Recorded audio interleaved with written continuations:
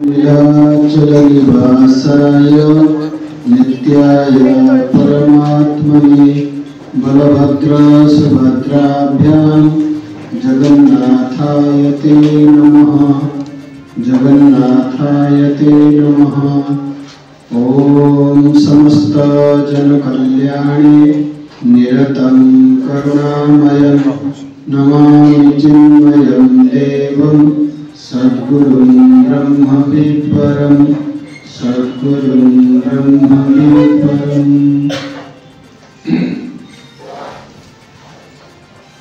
आजिर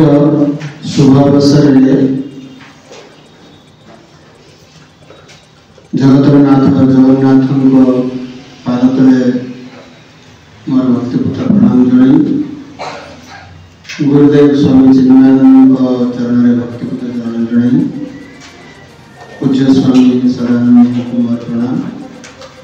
अनिकेत जी सच्चिदानंद गुरुकुल शिक्षक माने एवं मोर आदर पिला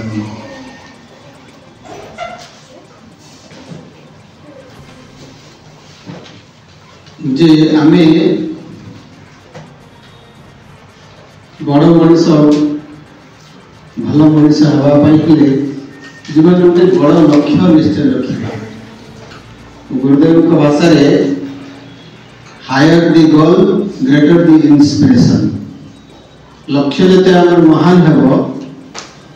से अनुसार आमको प्रेरणा अधिकार मिल गीतार भगवान कहते कृपणा फल हेतव फल आसक्ति सहित जो मैंने कर्म करती से कृपण कृपण क्या कहुए कंजूस मक्खी चूस बुझ कंजूस मक्खी चूस कहीं कहती कंजूस गो मैंने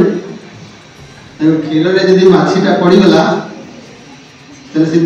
आम सामान्य लोक क्षीर पीबानी कि क्षीर पीबे मछीटा को आउ किसी लोक क्षीर पीबे ना जमा आउ किसी लोक मछीटा को बाहर कर क्षीर पीबे किंतु आउ किसी अच्छा महापुरुष जो मछीटा उठेला बेले किसी क्षीर से लगी चुसी देकी पीबे कंजूस मक्खी चूस तो से गीतार भगवान कहते जो मैंने फल प्रति आसक्त होगी कर्म करती से कहुए कृपण कृपणर परिभाषा होता सामर्थ्य अच्छी निज काम लगाए ना कि अन्यर उपकार लगाए ना जे धन उपार्जन करी भोग करे निजे भोग करे ताको भोगी कहुए तीन प्रकार लोक हो पारती जड़े उपार्जन कला से समस्त सेवा समस्त काम लगाए ये सर्वश्रेष्ठ आ जड़े उपार्जन कला रोजगार कला निजे भोग ये मध्यम आउ जड़े उपार्जन कला निजे भोग कला नहीं कि आउ क्या देला नहीं तेणु कहुए कृपण अर्जुन पाखे सामर्थ्य थिला से जो क्षत्रिय वीर से निजर उपकार निजर कल्याण करने सहित से समग्र समाज कल्याण कर जो महाभारत युद्ध हवा द्वारा सब अधर्मी पापी मान विनाश कर समाज कल्याण करते से कहले युद्ध करी पलि हिमालय को बाबा नहीं तेणु भगवान बुझेले कहले तुम्हें कृपणता है तुम पाखे जो बल अच्छी शक्ति सामर्थ्य अच्छी निजर काम लगे पारुन निजर कल्याण करुन कि मान को उपकार करुन तेणु आम भी से फल आसक्ति रखी कर्म कर कौन करी पाठ पढ़ी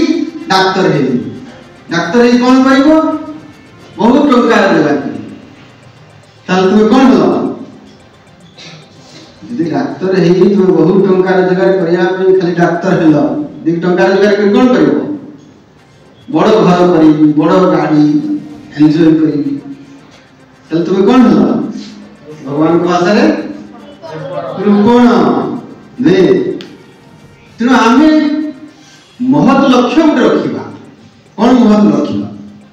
जे मु डाक्तर हेबी एवं मु लोकंकर सेवा करी एटा हूँ महत लक्ष्य एवं से हूँ स्काई इज द लिमिट जिते अधिक अधिक हो पार मु सेवा करी मोर शेष बिंदु पर्यंत माने प्राण थिला पर्यंत शेष जीवन पर्यंत मु सेवा